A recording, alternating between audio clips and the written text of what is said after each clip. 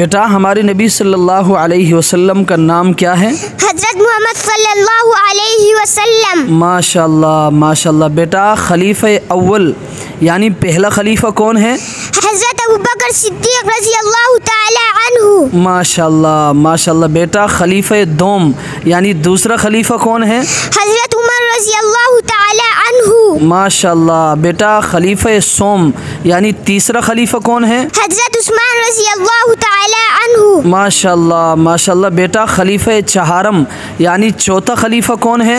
हज़रत अली रज़ियल्लाहु ताला अन्हु। माशाल्लाह माशाल्लाह। मैं आप तमाम सामिईन से भी गुजारिश करूँगा कि आप हज़रात ने इस वीडियो को ज़्यादा से ज़्यादा आगे शेयर करना है ताकि तमाम मुसलमान बच्चों को जनाब नबी करीम सल्लल्लाहु अलैहि वसल्लम का नाम मुबारक और इसी तरह खुलफ़ाए राशिदीन रिज़वानुल्लाहि ताला अलैहिम अजमाइन के नामों का इल्म हो।